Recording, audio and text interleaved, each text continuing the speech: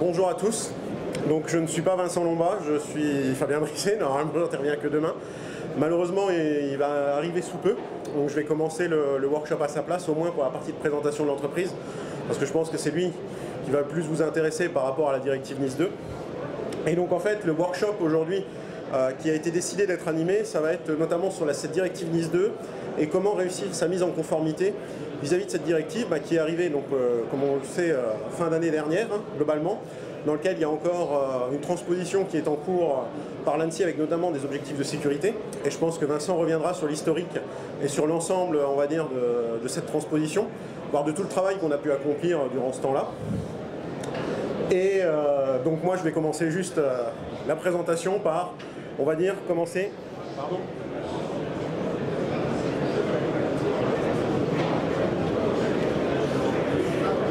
Moi, je vais revenir sur Alcatel-Lucent Enterprise ou ALE International, qui est l'entreprise pour laquelle nous travaillons aujourd'hui tous les deux. Donc, je laisserai Vincent compléter, mais globalement, Vincent est Chief Technical Security Officer. Globalement, il est l'officier de sécurité responsable de l'ensemble de la sécurité des produits d'Alcatel-Lucent Enterprise. Alcatel-Lucent Enterprise, donc c'est la branche entreprise d'Alcatel qui globalement en fait continue de produire on va dire, des produits pour les entreprises de télécommunications.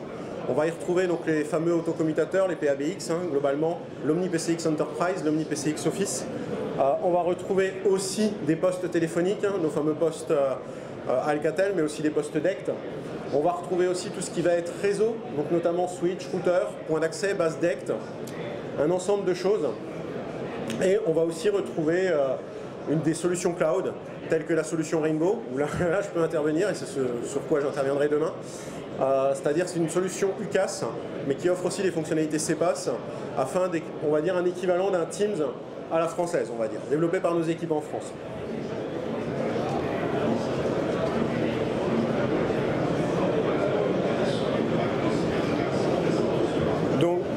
Donc globalement, un petit retour, on va dire, sur la directive NIS 2. Je découvre les slides ce matin, donc je suis en même temps que vous. Je ne sais pas ce qu'il a écrit, donc je meuble un petit peu, je suis désolé. J'espère. N'hésitez pas à lui poser des questions quand il sera là. Globalement, en fait, en 2021, donc, il y a eu un démarrage, on va dire, de négociations sur cette directive NIS 2, donc notamment des négociations européennes dont le but était, on va dire, de refondre NIS 1 de manière générale.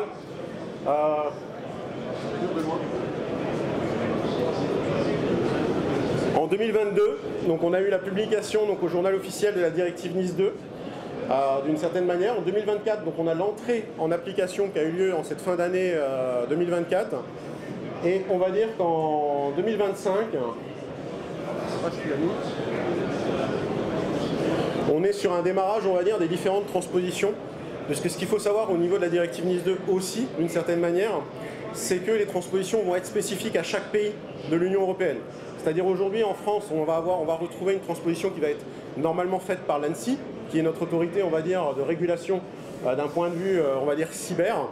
Mais de manière générale, il existe aussi des transpositions, notamment en Belgique, par les organismes référents, ou alors, bien évidemment, en Allemagne, où on attend encore certaines transpositions. Et d'une certaine manière, en fait, cette directive NIS 2 va imposer, on va dire, à l'ensemble d'acteurs, qu'on va considérer les entités essentielles et les entités importantes, va imposer, notamment quand on lit la transposition de l'ANSSI, un certain nombre d'objectifs de sécurité à respecter et qui vont, entre guillemets, être nécessaires pour chaque entreprise aujourd'hui de se rendre conforme sous peine, on va dire, en cas d'incident de sécurité qui ont démontré des failles dans l'implémentation de cette NIS 2, de pénalités, on va dire, assez importantes pour l'entreprise pénalisée, et qui peut aller de tête à un certain pourcentage du chiffre d'affaires, ce qui peut, pour certaines entreprises, signifier, je ne vais pas dire le dépôt de bilan, mais signifier des lourdes conséquences financières.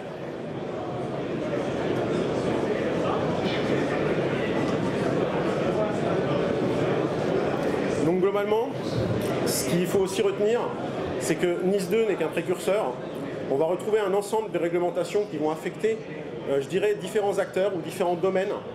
Donc NIS 2, bien évidemment, donc, comme je vous le disais, par rapport aux entreprises, par rapport à un certain nombre d'entreprises qui vont être considérées entités essentielles et entités importantes, On va retrouver aussi la partie DORA pour le secteur financier, essentiellement pour les institutions financières, qui va aussi avoir un impact d'une certaine manière aussi pour les vendeurs de produits technologiques qui interviendraient dans le secteur financier. On va retrouver bien évidemment le Cyber Resilience Act, bien évidemment qui est censé arriver de tête, je crois, pour 2026, si mes souvenirs sont bons, même s'il est déjà extrêmement avancé, notamment sur la partie, on va dire, vulnérabilité, on va dire, dans le secteur logiciel, et notamment la chaîne d'approvisionnement, les logiciels open source. On va retrouver aussi la loi de programmation militaire, la LPM 2019-2025, qui a ressorti notamment l'article 66, qui insiste beaucoup sur la partie des vulnérabilités. On va retrouver aussi l'executive order. Bon, celui-là, à voir comment ça va se dérouler par la suite, on va dire, aux changements géopolitiques qu'ont pu subir les États-Unis. Parce que ça, forcément, comme vous le savez, l'investiture de Trump va potentiellement changer la donne. Et on a déjà vu un certain nombre de choses se produire. Et je vais pouvoir laisser la main à Vincent, qui vient d'arriver. Et je pense qu'il sera le plus à même de vous présenter tout ça. Voilà. Bonjour à tous. Merci beaucoup Fabien pour ton aide dans la transition. Je suis désolé, petit problème de transport ce matin. Mais heureusement en sécurité on a toujours ce qu'on appelle un backup. Et en l'occurrence c'est Fabien. Merci beaucoup à lui. Bonjour à toutes, bonjour à tous. Je m'appelle Vincent Lombas, je suis responsable de cybersécurité. Et en particulier, je m'occupe de tout ce qui est conformité réglementaire, conformité avec des standards également, donc ISO 27001 pour prendre le plus connu.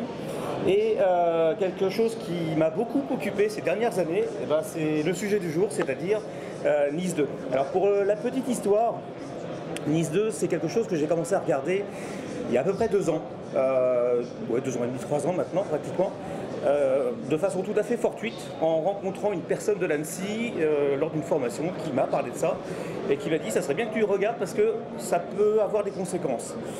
Et c'était moi qui pouvais me dire, d'ailleurs, je le remercie encore aujourd'hui quand je le croise, parce que 3 ans pour mettre en conformité, c'est tout sauf suffisant. C'est tout sauf suffisant. Ça veut dire que c'est un gros sujet, et spécifiquement dans des organisations qui n'ont malheureusement pas les moyens ou la connaissance, ou on va dire l'envie au départ de vouloir y aller. C'est la police. S'il te plaît, merci. Donc vous l'avez vu avec Fabien, NIS 2 c'est européen, mais il n'y a pas qu'en Europe que les choses ont progressé. Alors avant quand je présentais ça, je parlais de déferlante. Depuis hier, j'ai du mal à réutiliser ce terme, il a une connotation un peu particulière. Voilà, c'est quelque chose qui aujourd'hui affecte l'intégralité du monde et on va dire qu'il n'y a pas que l'Europe qui est concernée. La France avait déjà sa loi de programmation militaire, la remise à jour avec des nouvelles exigences spécifiquement sur la cybersécurité. On a des exigences au travers de nouvelles réglementations comme DORA, qui est entrée en vigueur il y a à peu près 2 semaines maintenant, plus d'autres à venir, CRA, RED 2, et c'est partout pareil dans le monde. Alors quand on commence à regarder NIS 2, alors NIS 2 c'est... le nombre d'articles n'est pas très long, hein, c'est quelque chose qui tient sur une 50aine de pages on va dire. Par contre tout ce qui est documentation annexe est excessivement importante, ça se compte en plusieurs centaines de pages. Et quand on a fait la synthèse, qu'est-ce qu'on en tire? 3 sujets majeurs. Et j'essaie de le faire synthétique ici.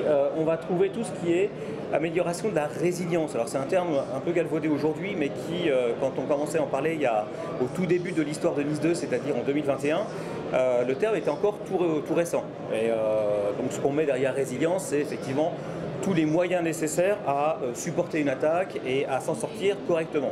Encore une fois, en le faisant non techniquement. Le deuxième sujet, ça traite de la sécurisation de ce qu'on appelle la chaîne d'approvisionnement. Vous n'êtes pas sans savoir que les attaques majeures, il n'y a pas que ça, mais dans les attaques majeures, on parle souvent de supply chain attack hein, en anglo-saxon. Ça veut dire quoi? Ça veut dire que quelque part dans cette chaîne, donc qui inclut les fournisseurs, mais également les clients des clients, etc., il y a eu un maillon faible. Donc il y a eu quelque chose qui s'est mal passé et qui a été détourné bien sûr d'un point de vue cybersécurité. Donc c'est un des sujets sur lesquels l'Europe a vraiment mis l'emphase, c'est de dire attention, vous pouvez avoir mis chez vous des moyens de sécurisation, mais l'essentiel c'est pas ça. L'essentiel c'est que l'ensemble de l'écosystème dans lequel vous êtes intégré, duquel vous faites partie, est également au même niveau de sécurité. Et évidemment on va reparler de tout ça Et le dernier, gouvernance et contrôle. Gouvernance, on se doute bien que ça ne se fait pas tout seul. Et contrôle, il faut vérifier que tout ce que l'on a demandé à être mis en place l'est de façon efficace. Alors si on rentre dans le vif du sujet, on va commencer tout de suite par ce qu'on a l'habitude de faire, c'est-à-dire la sécurisation de l'infrastructure. Alors c'est le cœur de nos métiers, et je ne vais certainement pas vous apprendre ici comment il faut faire pour sécuriser une infra, vous le savez mieux que moi sans aucun doute. Mais c'est tout ce qui consiste à mettre en place des moyens de surveillance, des moyens de détection, des moyens de correction également, et ça de façon automatique, assistée, parfois manuelle, mais en tout cas de façon, on va dire, supervisée. Et donc le rôle aujourd'hui effectivement d'un RSSI, c'est de s'assurer que tout ça est en place. Le deuxième élément, c'est former. Alors c'est, on va dire, le complément du premier, bien sûr, on va avoir besoin de sécuriser son infrastructure, mais tout aussi important, on va être obligé de former, de sensibiliser. Alors les deux mots, je ne les mets pas au même niveau parce qu'ils ne s'adressent pas à la même population. Alors sur le slide suivant, voilà un joli graphique fait avec une IA. Au moins ça sert à ça les IA, quand ça ne sert pas à d'autres choses un petit peu moins rigolotes. Qu'est-ce qu'on va mettre? On va mettre là autour de tout ça tous les éléments de protection. Alors si on commence, on va mettre tout d'abord les WAF, les firewalls, donc tous ces éléments de protection en bordure qui permettent de sécuriser les transactions, qu'elles soient entrantes ou sortantes, et de s'assurer que tout ça est bien supervisé. S'ensuit tout ce qui est IDS, IPS, donc je ne vais pas vous faire tous les acronymes, mais bon, globalement, voilà, la sécurisation des transactions d'information. Si on continue le petit tour, on va avoir tout ce qui est protection des endpoints, donc les anciens antivirus complétés aujourd'hui par tout ce qui est EDR ou XDR, les systèmes de management de flotte, etc. Si on continue le petit tour d'horizon, eh bien, on va voir là tout ce qui est... Alors, je ne vois plus du tout. Voilà, je parlais de supervision, c'est ça dont il s'agit, je m'assure que je monitore tout ça et je continue encore jusqu'à la fin. Voilà, le dernier, allez on va y aller tout de suite, il y en a encore un, parce que c'est mon préféré, c'est les tests d'intrusion. Alors je parlais de contrôle, et j'aime beaucoup les tests d'intrusion, on en fait régulièrement avec Fabien évidemment, enfin on les fait faire plus précisément, et j'aime beaucoup ça parce que quand on parle de tests d'intrusion et quand on est face à des gens, nos clients en particulier qui sont tout jeunes, et je leur jette absolument pas la pierre, les tests d'intrusion ça semble être la panacée. C'est-à-dire qu'on se dit, allez, on va passer une campagne de tests d'intrusion, si nos hackers éthiques trouvent rien ou trouvent des petites choses, eh ben c'est bon, ça veut dire que je suis sécurisé, que j'ai pas grand chose à faire de plus.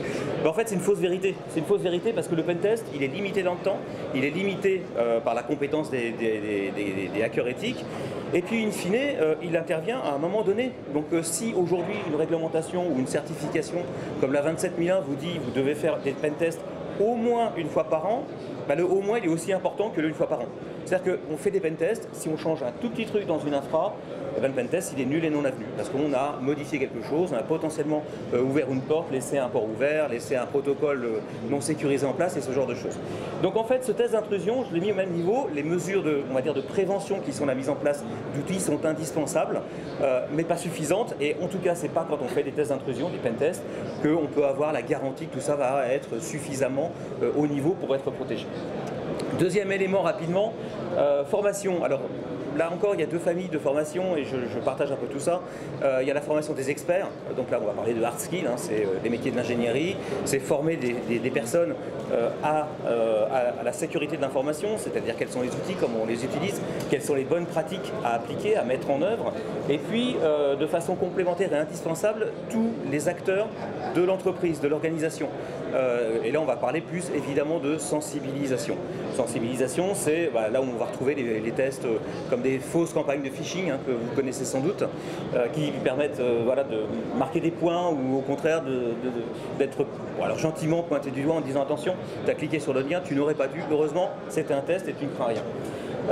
Alors ce que j'aime bien faire quand on fait de la sensibilisation auprès des utilisateurs, alors de mon côté je ne suis pas RSSI, je m'occupe de la sécurité des produits et des solutions, c'est de dire que tout ce qu'on fait ou tout ce qu'on demande aux utilisateurs, ça sert l'entreprise, mais ça sert aussi leur quotidien. C'est-à-dire qu'ils sont au moins aussi vulnérables, voire beaucoup plus dans leur vie privée, dans leur vie numérique privée, si je dis les choses comme ça, parce qu'ils ne sont pas protégés par un RSSI qui va mettre en œuvre un certain nombre de choses.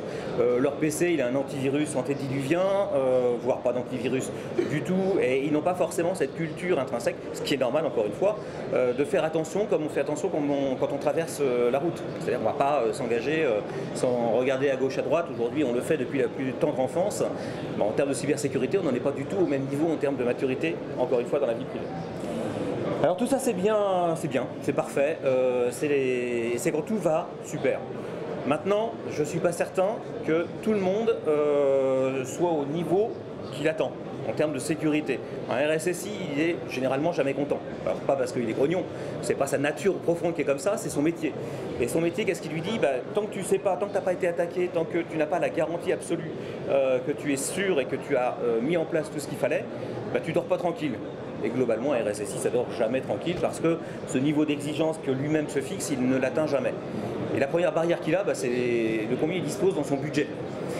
Et là, on commence à voir les difficultés. On commence à voir vraiment, on va dire, le morceau le plus important, c'est qu'est-ce que je dois faire au minimum, parce que c'est ce qu'on me demande de faire, au minimum pour être sécurisé. Et là où le métier est très difficile, c'est que on est comme la malheureuse RSSI là, on est entre le marteau et l'enclume. Le marteau, c'est les attaquants de dehors, et puis l'enclume, c'est le directeur financier ou le responsable de l'entreprise ou de l'organisation qui dit tu vas faire ce que je te donne. Par contre, tu me garantis qu'on est sûr. Et évidemment que ça ne marche pas aussi simplement que ça. Donc un gros souci, le coût. Les priorités, le RSSI, il est avec ou contre, entre guillemets, le DSI, ou en tout cas, il ne sert pas les mêmes objectifs. Le DSI, il met à disposition des utilisateurs des solutions qui vont être intégrées au métier, qui vont être intégrées dans la chaîne d'appro, etc. Le RSSI lui dit, ouais, tu peux faire ça, mais si tu fais ça en plus. Donc il y a toujours des conflits, il y a toujours des, on va dire, des arbitrages à faire et des priorités à gérer. Et puis dernier élément, avant qu'on passe à celui-là, qui est aussi important, si je revenir juste en arrière, il n'est pas toujours écouté. Alors ça, c'est un mal dont tous les responsables de sécurité souffrent, c'est qu'ils sont vus comme des empêcheurs de tourner en rond. Alors c'est notre quotidien avec Fabien, quand on dit des choses, on est convaincu de ce qu'on dit, on est convaincu de ce qu'on demande, on n'a pas forcément une oreille attentive, tout simplement parce qu'on sait que quand on dit qu'il va falloir faire comme ça, on va perturber les habitudes, qu'il va falloir acheter ça, on va piocher dans un budget qui n'était déjà pas complètement au niveau escompté. Donc l'écoute, elle est modérée. Ça veut dire que dans un quotidien de RSSI, il faut faire beaucoup de relationnel. Et je dirais même que c'est ce qu'il faut faire avant de faire... Ah, j'ai un concurrent. Donc avant de faire notre métier technique qui est réellement de mettre en place la sécurité. Alors deuxième élément, je regarde le temps quand même, deuxième pour laisser un petit peu si vous avez des questions à la fin. Deuxième élément, c'est la chaîne d'appro. Alors là, on est clairement dans une demande de la NIS 2 qui est de dire sécuriser votre chaîne d'appro. Alors concrètement, ça se traduit comment? Ça se traduit par, si on regarde le slide suivant, par globalement la mise en place de clauses particulières dans les contrats. Donc c'est là, alors je ne sais plus si c'est... Pardon, identifier d'abord les fournisseurs qui ont un impact fort.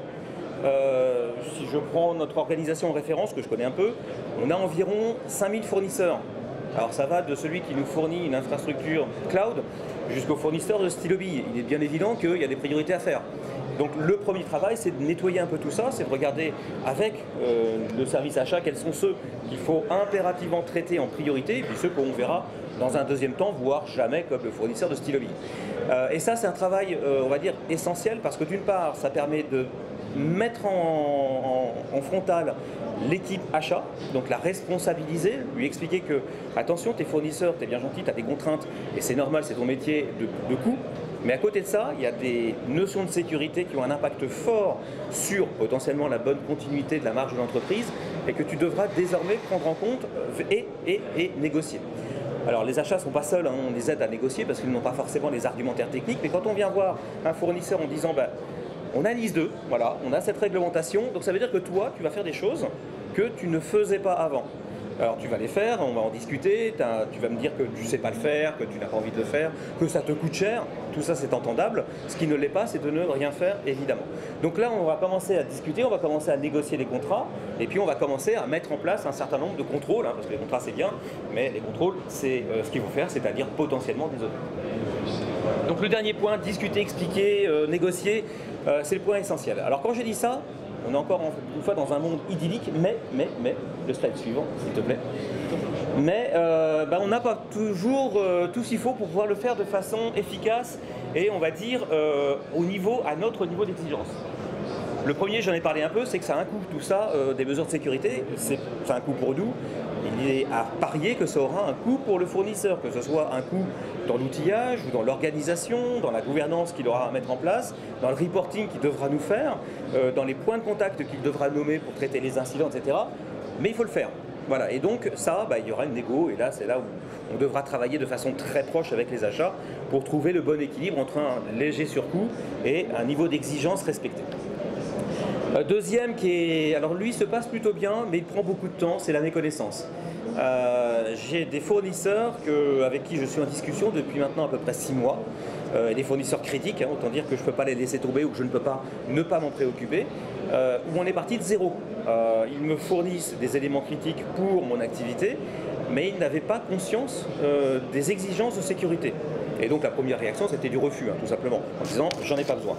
Et quand le texte de loi est paru et que la date fatidique du 17 octobre 2024 a été passée, je lui ai dit voilà, maintenant tu n'as plus le choix, je n'ai plus le choix, nous n'avons plus le choix, donc essayons d'avancer ensemble.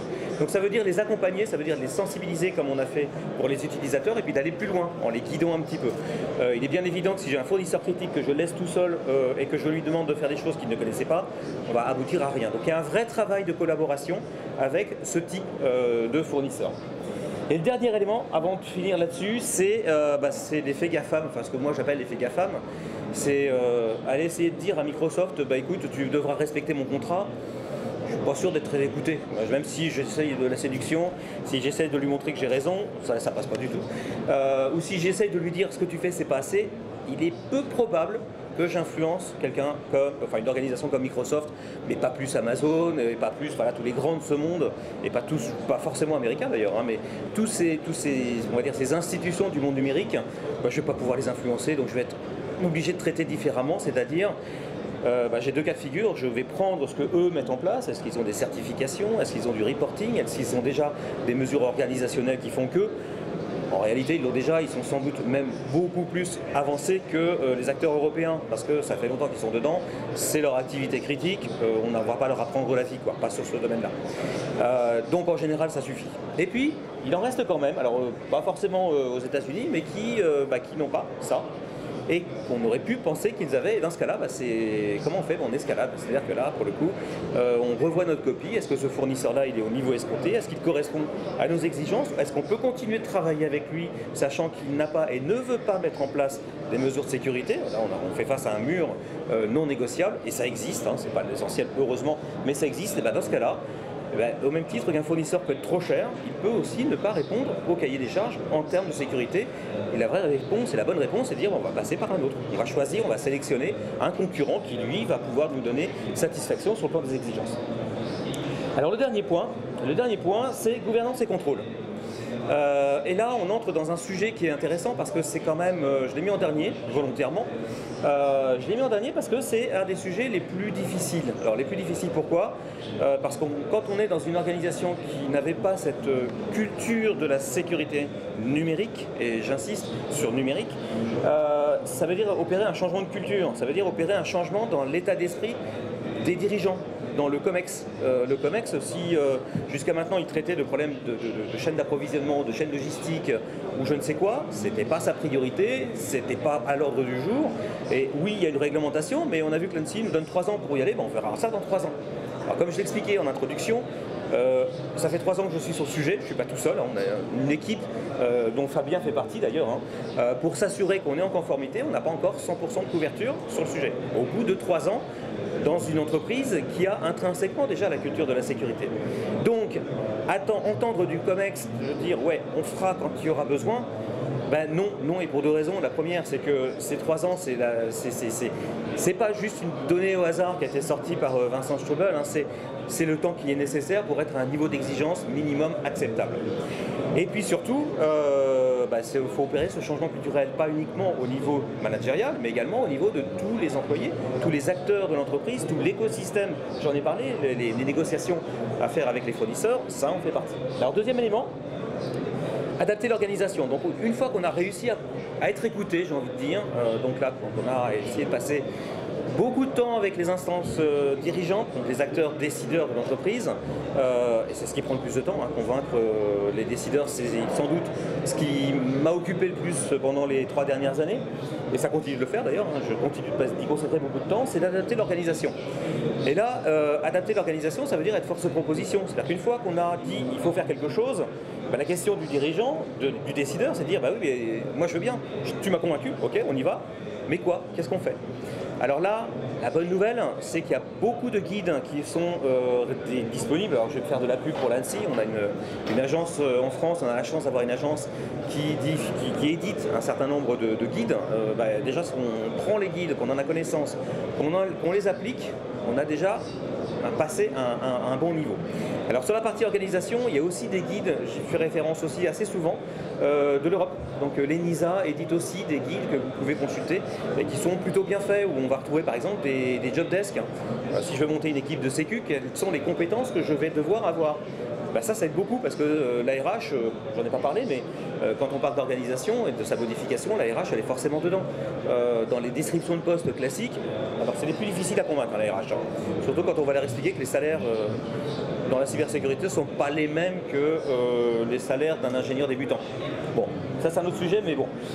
Donc adapter l'organisation, encore une fois il y a des guides, et là je vous encourage vraiment, si vous ne l'avez pas déjà fait, à consulter tout ce qui existe, la littérature est conséquente. Et en dernier lieu, même dans le référentiel, dans tout le set documentaire de la NIS 2, on va trouver également des guides d'implémentation. Donc allez-y, hein, piochez dedans, et franchement, on n'est pas tout seul, on est assisté, et heureusement, ça nous permet d'avancer un peu plus efficacement. Et dernier point, j'en ai un petit peu parlé tout à l'heure, revoir les priorités. Alors revoir les priorités, ça veut dire quoi? Très concrètement pour nous, c'est est-ce que je lance un nouveau produit ou est-ce que je m'assure que tous mes produits existants sont à un niveau de sécurité minimum et conforme aux exigences? Moi, mes priorités, elles sont claires. Hein. On va d'abord traiter le niveau sécurité, puis on verra après si on fait quelque chose d'autre. Et ça ne passe pas sans changer la culture. Il est évident que le décideur, si on lui dit « Ah ouais, j'ai un nouveau projet, je vais pouvoir attaquer un nouveau marché », oui, certes, mais si déjà tes produits d'aujourd'hui ne répondent pas aux exigences réglementaires et à autre chose, sur lequel je reviendrai, tu peux oublier le temps que tu auras à consacrer là-dessus. Ça va te prendre beaucoup d'énergie, de ressources, d'investissement. Et il vaut mieux en prélever une petite partie pour sécuriser l'existant, sécuriser les projets actuels, les organisations actuelles, etc. etc. Là encore, la clé, hein, c'est le changement de culture. Alors un exemple que j'aime bien prendre sur ce genre de choses, changement de culture, en fait, cette culture, elle existe déjà. C'est ce qui est intéressant de voir, c'est que la culture de la sécurité au sens très large, et comment on va devoir la mettre en place. Je vais prendre un exemple. J'ai avancé un peu parce que je crois qu'on est déjà pas mal... Ouais, sur le suivant, s'il te plaît. Ouais, merci. Encore après. Voilà, un exemple assez commun, on va dire, dans le monde hospitalier. Alors je l'ai fait assez caricatural volontairement, mais on a 2 menaces principales qui vont peser sur la capacité d'un établissement hospitalier à répondre à ses obligations, c'est-à-dire à soigner les patients, pour la faire très courte. C'est les grands accidents, hein, donc accident d'avion, accident sur une autoroute avec un carambolage monstre, etc. Enfin, tout ce qui va monopoliser les ressources en priorité d'un établissement basé sur un événement qui n'était pas attendu et avec la nécessité d'y mettre tous les moyens disponibles. Donc ça c'est un des événements. Un plus récent, la pandémie. Alors on prétendait qu'on avait des choses, on a vu que bon, on est mieux maintenant, mais on a vu qu'il y avait encore des efforts à faire, donc tant mieux, ça a été fait. Et tout ça, ça porte des noms, c'est des plans blancs et plans bleus. Donc aujourd'hui, dans, on va dire, le monde de la santé, il existe déjà des référentiels que ces établissements hospitaliers doivent suivre et doivent appliquer, doivent également tester, etc. etc. La sécurité de l'information, sur le suivant, c'est la même chose. La sécurité de l'information, c'est de dire j'ai des menaces, voilà, donc ça peut être des attaques, ça peut être l'exploitation de vulnérabilité, etc., etc., des acteurs extérieurs, intérieurs, enfin internes, etc. Mais ces menaces-là, de par mon métier, je les connais. je ne suis pas censé ignorer que si je suis un établissement bancaire, on va essayer de taper dans la caisse. Si je suis un établissement logistique et qu'un concurrent me veut du mal, ça peut arriver, on va essayer de mettre en péril ma flotte de camions par exemple, ou la géologue, etc., etc. Et puis si je suis une entreprise familiale ronronnante mais qui n'a pas vraiment de service informatique, eh ben, je vais carrément lui mettre un ransomware parce que je sais que le gars, le responsable, c'est sa boîte, il tient, elle est profitable, donc il a toutes les raisons du monde d'y consacrer toute son énergie. Le jour où il y a un ransomware qui est installé, voilà, l'entreprise est complètement bloquée, voire elle met la clé sous la porte, et en général, c'est pas ce qui se passe. Parce que si le fondateur est toujours aux manettes, il va généralement payer, malheureusement. C'est un fait, il va payer pour maintenir tout ça. Alors quand je disais que c'était très similaire à ce qu'on a aujourd'hui, en fait, aujourd'hui, ça prend le nom de ce que j'ai mis en dessous, hein, une politique générale de sécurité des services d'information, PGSSI, ou un SMSI, ce qu'on retrouve là plutôt dans les normes ISO 27001. Tout ça, c'est quoi? Ce sont des référentiels, un peu comme plan bleu, plan blanc, dont je parlais tout à l'heure, sur lesquels on va pouvoir, qu'on va documenter, qu'on va spécifier d'abord, qu'on va appliquer ensuite, et qu'on va contrôler enfin. Et là, une fois qu'on a mis ce genre de démarche en place, la NIS 2 elle est quasiment acquise, quoi. Ça veut dire qu'on sait, quand on a documenté, encore une fois, on a fait tout le reste avant, hein, évidemment qu'on a staffé, on a embauché, on a formé, etc. etc. Et une fois qu'on a documenté tout ça, on est à un niveau qui est tel qu'attendu par la NIS 2. Pour la faire simple, la NIS 2, si on est déjà ISO 27001, on a fait 80% du chemin, voire 90%. Les 10% qui restent ne sont pas nécessairement simples, mais en tout cas, on a fait l'essentiel du travail. Donc en gros, sur de la 27001, quand on a un SMSI, on doit en faire un peu plus, notamment tout ce qui est sécurisation de la chaîne d'appro, et on doit concrètement démontrer que dans les contrats, on a les clauses qui vont bien sur la cyber, ce genre de choses, mais globalement, l'essentiel du travail est fait. Ouais, suivant s'il te plaît. Alors, là, ça va aller assez vite. Tout à l'heure, j'ai commencé dans l'autre sens. J'ai commencé par la résilience, la sécurité de la chaîne d'appro et la gouvernance. Mais en fait, la priorité, comme on vient de le voir, hein, c'est le 1, c'est la gouvernance. La gouvernance et s'assurer qu'au plus haut niveau décisionnel de l'entreprise, le sujet est connu, le sujet est appréhendé et surtout, il n'est pas laissé dans un coin. Il n'est pas laissé dans un coin, il est traité, il est budgété, etc. etc. Ouais, suivant s'il te plaît. Donc, 3 étapes. Il faut que je dise un peu. Informer, former, sensibiliser le COMEX. Ça, c'est la base de la base, on l'a vu. Convaincre. Alors ça, c'est la base aussi, mais c'est sans doute là où, dans les 3 ans, on va en grignoter 2. Alors, parce que convaincre le COMEX, on était tous sauf attendus quand on vient les voir. Donc c'est là où ça va être compliqué. Puis la dernière question, hein, classique, le budget. Alors c'est facile quand on a convaincu, c'est facile quand on a une organisation déjà en place. C'est extrêmement compliqué et là encore les 3 ans vont être complètement consommés par la mise en place, la justification et l'affectation du budget nécessaire à la mise en place de tout ça. On a des alliés, je voulais te dire, on n'est pas tout seul quand même, nous, gens qui aimons la technique, qui en faisons notre quotidien. Les premiers, c'est les juristes. Les juristes, ce sont des gens qui appréhendent le risque, c'est dans leur cœur de métier, qui en appréhendent des conséquences et qui ont un accès direct au COMEX. Parce que ce sont les référents en termes de représentation et d'engagement légaux que le représentant légal va prendre, ou pas d'ailleurs, mais en connaissance de cause. Donc les juristes, on doit les sensibiliser aussi. On travaille au quotidien avec Fabien, avec notre équipe juridique, hein, et il nous aide beaucoup. Quand je dis il au pluriel et inclusive, c'est quelque chose, enfin c'est une organisation absolument indispensable, que ce soit au travers des contrats. Quand on met à jour les contrats, c'est forcément avec les juristes.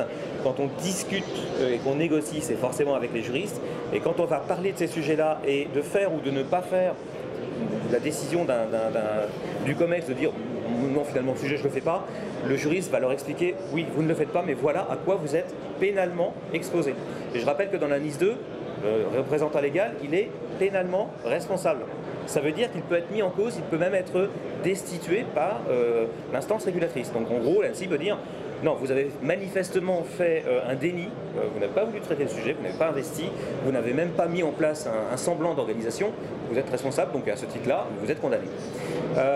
Donc là, quand on commence à expliquer ça à un dirigeant, c'est des juristes qui va le faire, en général, l'écoute est beaucoup plus attentive. Donc, encore une fois, l'équipe juridique absolument indispensable. L'équipe finance, bah oui, l'équipe finance, parce qu'en général, c'est eux qui traitent de sujets comme la provision pour le risque. Alors, provision pour le risque, j'y inclus les cyberassurances, évidemment, et bien là, évidemment que l'équipe finance va être là pour nous aider à trouver le juste équilibre entre combien j'investis par rapport au risque financier que je prends. Et le risque que je couvre par ailleurs, au travers d'assurances cyber. Alors dans les assurances cyber, juste un petit mot là-dessus, si vous n'êtes pas directement confronté ou pas encore, il y a deux types d'assurances cyber. Il y a l'assurance cyber qui protège les intérêts de l'entreprise et la deuxième qui protège les conséquences liées à des dysfonctionnements vers les clients. Donc ça, ce sont ces deux-là. Et ça me sert à faire la transition vers le dernier allié. Non, c'est bon. Les clients. Parce que les clients sont nos meilleurs alliés.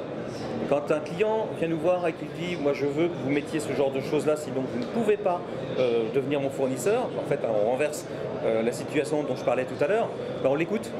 Quand il y a maintenant 2 ans, on a eu un client, évidemment que je ne nommerai pas, qui est venu nous voir en nous disant, c'était il y a 2 ans, donc 13 ans, enfin non et demi, qui est en anticipation avec la situation d'aujourd'hui, et qui nous a dit, ça faisait partie du cahier des charges, si vous n'êtes pas NIS 2, vous n'êtes pas éligible. Et à l'époque, je n'avais pas encore mon petit ticket pour dire on y va, quoi. Donc ça a été, et c'était, on va dire, un montant conséquent. L'appel d'offres couvrait un montant très conséquent. Et bien quand on va voir le dirigeant, le COMEX, en lui disant nous ne sommes pas éligibles à cet appel d'offres, cet appel d'offres couvre à peu près, on va dire, 10% des revenus de l'année, donc vraiment représentatif, on est écouté. On est écouté par la voix du client. Et là, c'est plus nous, c'est parce qu'on est étant prophète en son pays, c'est plus nous qui parlons, c'est plus nous qui tentons de démontrer que c'est nécessaire, voire obligatoire. C'est un client qui dit si vous ne le faites pas, c'est même pas la peine de venir me voir, je passerai, je ne considérerai que ceux qui vont mettre en place ce genre de choses. Donc encore une fois, les clients sont vraiment nos plus forts alliés en général. Alors clients, j'intègre tout évidemment. En conclusion, et on est quasiment dans les temps. En conclusion, donc, la conformité NIS 2, c'est pas un sujet technique. Alors, je crois que j'en ai suffisamment parlé. Il n'y a qu'un slide qui parle de techno là-dedans. C'est tout sauf un sujet technique. C'est un sujet qui va s'appuyer sur la techno, qui va s'appuyer sur des experts, qui va s'appuyer sur de l'ingénierie, mais c'est pas comme ça qu'il faut l'appréhender. Parce que si c'est comme ça qu'on l'appréhende, ça va être noyé et ça va certainement pas aboutir à quelque chose de satisfaisant. Culture du risque, j'en ai parlé, culture du risque, le risque cyber en tant que tel, mais c'est aussi le risque business. Quand je parlais des clients, si j'ai pas de conformité NIS 2, si elle n'est pas acquise, si elle n'est pas garantie, je peux être en mesure de perdre tous mes clients européens. Enfin, tous mes clients qui sont soumis à NIS 2, voire d'autres, puisqu'il n'y a pas que les clients qui sont soumis à NIS 2 qui ont besoin d'exigences dans leur portefeuille de fournisseurs. Et puis le dernier, moi j'aime bien celui-ci, ça c'est un peu provoque, volontairement. La gouvernance est plus importante qu'un SOC. Alors je pense que vous savez ce que c'est qu'un SOC, un Security Operations Center. C'est bien un SOC, mais un SOC c'est la conséquence de tout le travail qu'on a fait avant. Donc si on n'a pas acquis le fait qu'on va avoir un SOC à la fin, si on n'a pas mis en place une gouvernance, si on n'a pas mis en place tout ce qui est dit avant, la culture du risque, etc., le SOC il sert à rien parce que le SOC il va nous donner des alertes qui vont tomber où? Dans une boîte mail que personne ne lira. C'était ma conclusion, je vous remercie beaucoup et avec des excuses renouvelées pour mon petit retard et je suis ouvert à vos questions si vous en avez.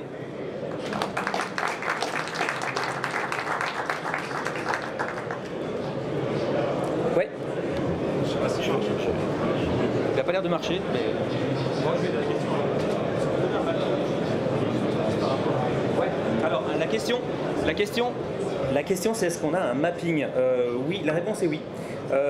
Basé sur les consultations qu'a fait l'ANSSI auprès d'organisations professionnelles qui recensent, alors en fonction du niveau entité essentielle ou entité importante, les exigences données. Donc oui, il y a une cartographie complète qui existe. Elle n'est pas facilement trouvable, je vais être très honnête. Elle a été, parce qu'elle était au départ uniquement destinée à ces organisations professionnelles dans le cadre des consultations qui ont eu lieu l'été dernier. Néanmoins, alors je pense que je dois avoir une copie sur mon PC, donc à la limite, je peux vous en donner une ici. C'est un guide d'implémentation, ça permet de ne pas passer à côté des choses qui sont très concrètes. Et ça évite d'avoir à lire les quelques centaines de pages de la NIS 2 et d'en extraire la substantifique moelle. Mais oui, ça existe.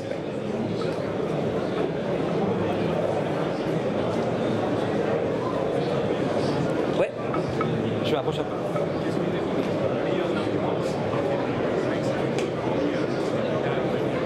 Alors, les meilleurs arguments, alors vous avez dit hormis le côté pénal.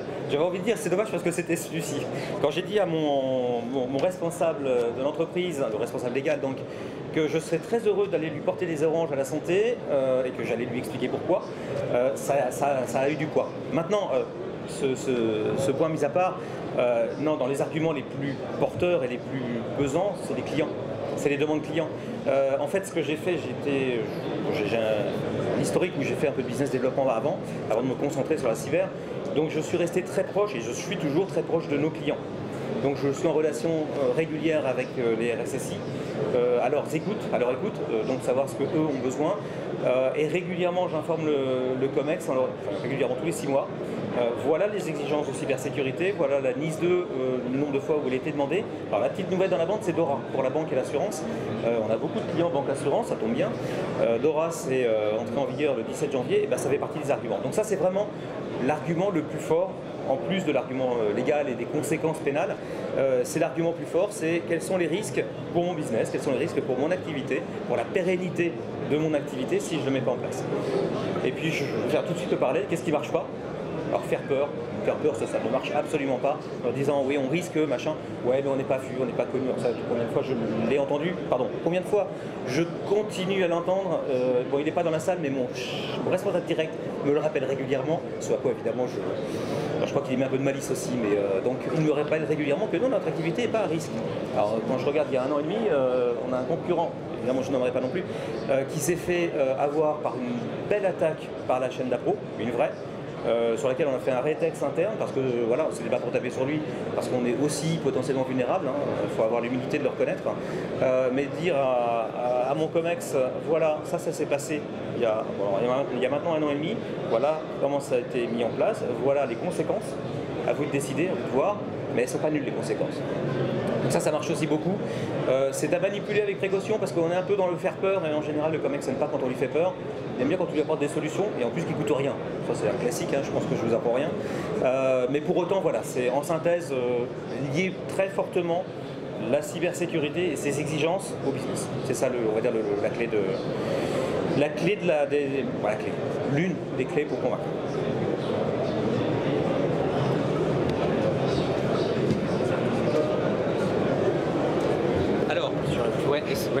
Alors, y a-t-il une certification pour les prestataires? À ma connaissance, non.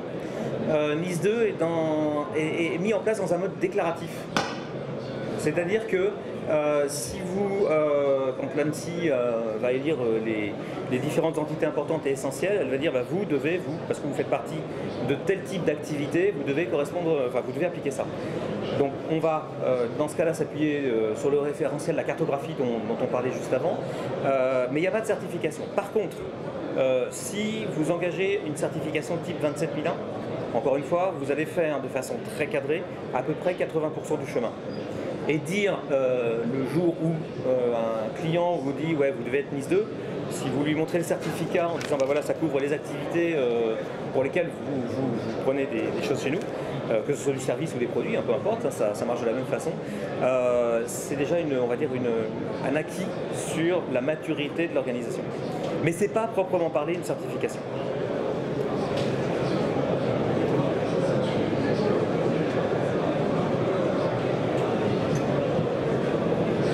Le micro marche. Ouais. Ah, voilà. Donc,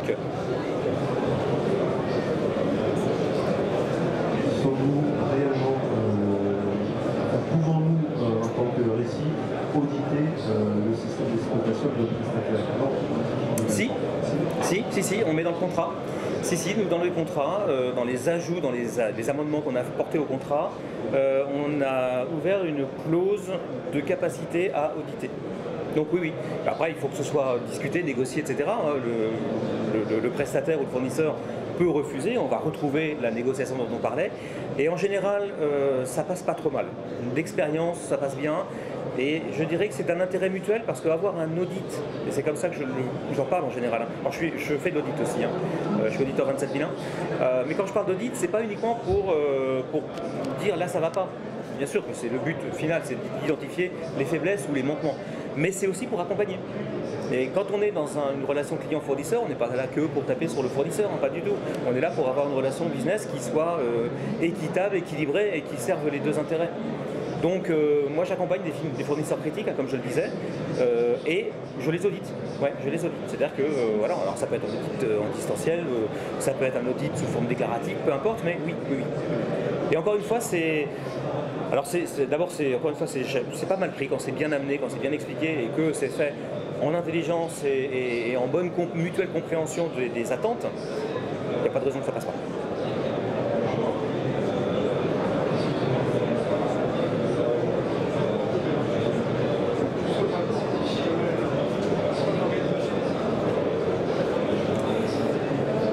Écoutez, merci. Ouais, pardon, allez-y. Oui, très bien. Excusez-moi, vous étiez tout à droite, je regardais à gauche. Est-ce que pour vous, la gestion des accès joue l'importance analytique? La gestion des identités des accès, ah oui, bien sûr. Ah bah oui. Alors, pour prendre un exemple très concret, et là je vais rentrer dans le dur des exigences, quand je disais que la 27001 représente 80% du travail, bah c'est entre autres pour ce genre de choses. Donc tout ce qui est IAM, tout ce qui est airbag et tout ça, oui, bien sûr, il en faut.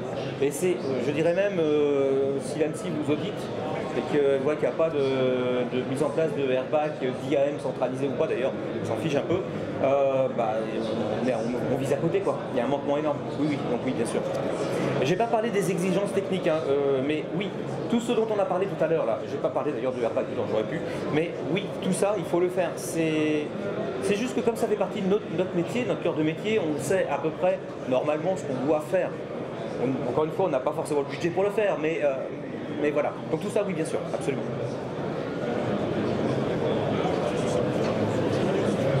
C'est bon, on a encore ça. Encore 5 minutes. 5 minutes. C'est 11h à la prochaine.